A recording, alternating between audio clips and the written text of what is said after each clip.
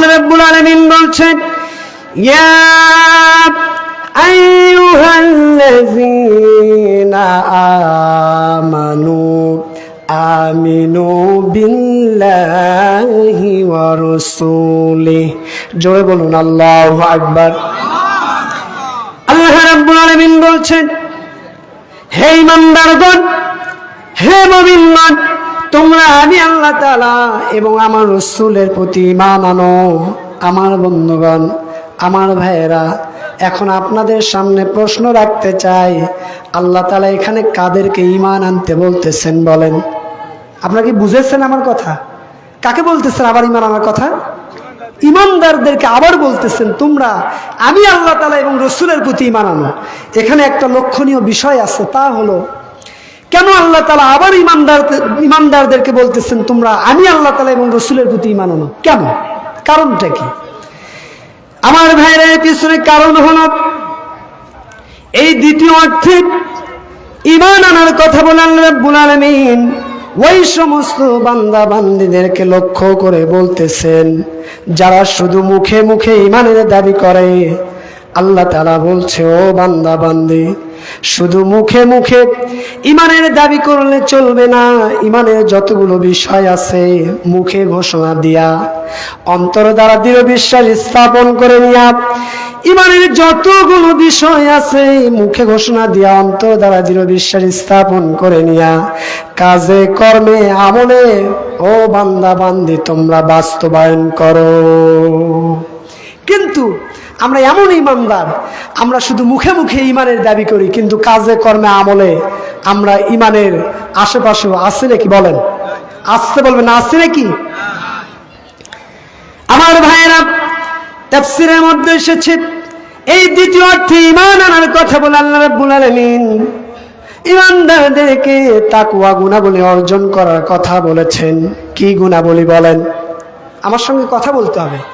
যদি কথা না বলেন আমি বুঝবো আমার আলোচনা আমি আপনাদেরকে বুঝাতে পারছি না। আমার কথা কি বোঝা যায়? আসতে বলুন না, বোঝা যায়?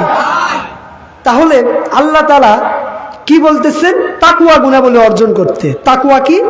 তাকওয়া অর্থ হলো আল্লাহ ভীতি। তাকওয়া অর্থ কি? আল্লাহ ভীতি। যে বান্দা নিজেকে ঈমানদার দাবি করে, মুমিন দাবি করে, এই বান্দা আল্লাহকে ভয় করবে কম না বেশি? আসতে বলবেন না, কম না বেশি? আমার ভাইয়েরা, আমার বন্ধুগণ, খলিফাতুল মুসলিমিন আমিরুল মুমিনিন উমর রাদিয়াল্লাহু তাআলা আনহুর শাসন আমলে, আমার ভাইয়েরা, উমর রাদিয়াল্লাহু তাআলা আনহু আল্লাহর নবী সাল্লাল্লাহু আলাইহি ওয়াসাল্লামের একজন সাহাবী, যার নাম হলো উবাই ইবনে কাব রাদিয়াল্লাহু তাআলা আনহু। তাকে লক্ষ্য করে বললেন, ও ভাই উবাই ইবনে কাব, তুমি আমার সামনে একটু তাকওয়ার ব্যাখ্যা দাও তো দেখি। আমার বন্ধুগণ, ওই সময় উবাই ইবনে কাব রাদিয়াল্লাহু তাআলা আনহু খলিফাতুল মুসলিমিন আমিরুল মুমিনিন উমর রাদিয়াল্লাহু তাআলা আনহুকে লক্ষ্য করে বলেছিলেন, ও ভাই উমর, আপনি কি কখনো পাহাড় ঘেঁষে কাঁটাযুক্ত পথ কখনো অতিক্রম করেছেন নাকি? আমার ভাইয়েরা, খলিফাতুল মুসলিমিন আমিরুল মুমিনিন উমর রাদিয়াল্লাহু তাআলা আনহুর সঙ্গে সঙ্গে বললেন, ও ভাই উবাই ইবনে কাব, এরকম কাঁটাযুক্ত রাস্তা আমি তো বহুবার অতিক্রম করেছি। তখন উবাই ইবনে কাব রাদিয়াল্লাহু তাআলা আনহু বললেন, ও ভাই উমর, সেই কাঁটাযুক্ত পথ আপনি কেমনে অতিক্রম করেছেন? কিভাবে অতিক্রম করেছেন? আমার ভাইয়েরা, উমর রাদিয়াল্লাহু তাআলা আনহু ওই সময় বলেছিলেন, ও ভাই উবাই ইবনে কাব, আমি যখন পাহাড় ঘেঁষে কাঁটাযুক্ত পথ অতিক্রম করেছি, আমি খুব সাবধানতার সহিত আমার কাপড় চোপড়গুলো আঁটু ছোটো করে এমনভাবে আমি ওই রাস্তা অতিক্রম করেছি যাতে আমার শরীরের ভিতরে একটা কাঁটার আঘাত যেন লেগে না যায়। জোরে বলি সুবহানাল্লাহ।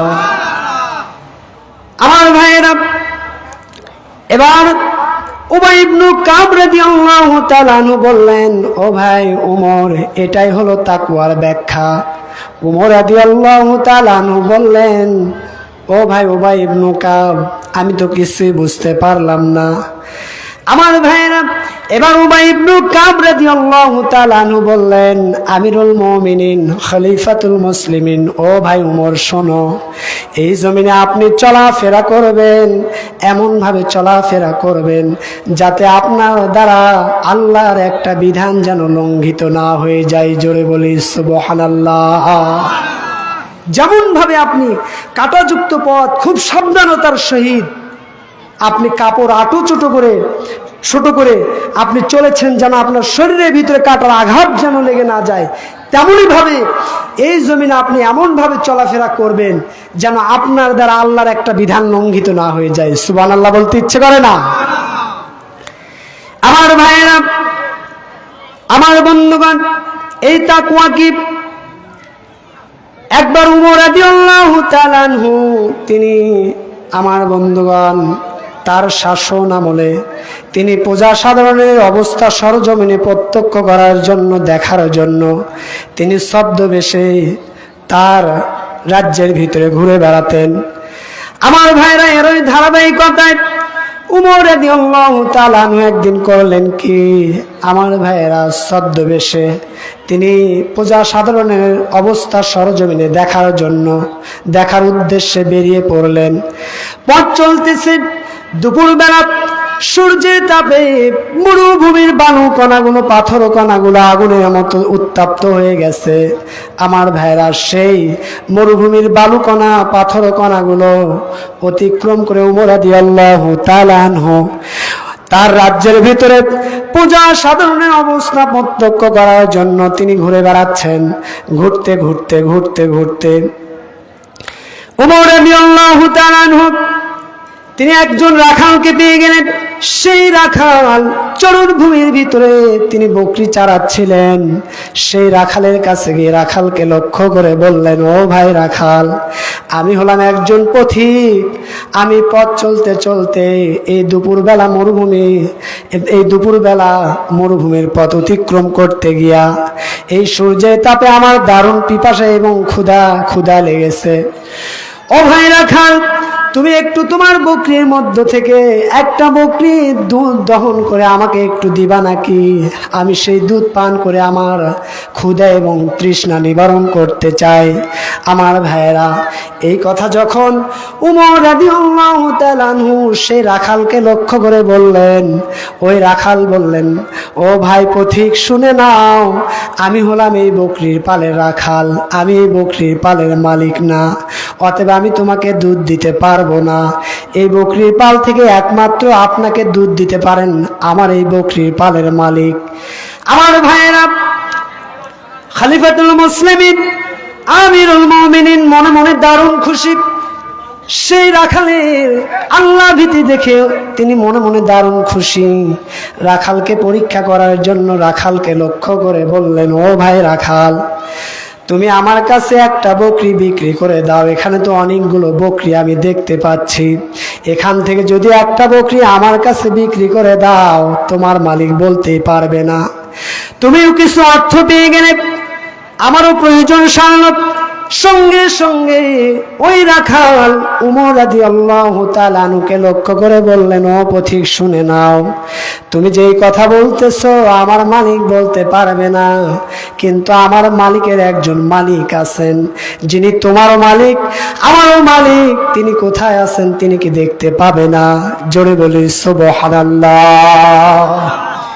আমার ভাইয়েরা, সেই সময় একজন রাখালের ভিতরে যেই পরিমাণ আল্লাহওয়ালা তাকওয়া, যেই পরিমাণ তাকওয়া আল্লাহ ভীতি ছিল, আজকে অনেক মুফতি মুহাদ্দিস, আমার ভাইরা অনেক মুফাসসির, এরপরে অনেক শিক্ষিত লোক, আমার ভাইরা প্রফেসর, যত শিক্ষিত লোক আছে এদের ভিতরে ওই রকম পরিমাণ তাকওয়া আছে নাকি? কি পরিমাণ তাকওয়া ছিল! ওই জন্য ওই যুগকে বলা হতো সোনালী যুগ, ঠিক কিনা?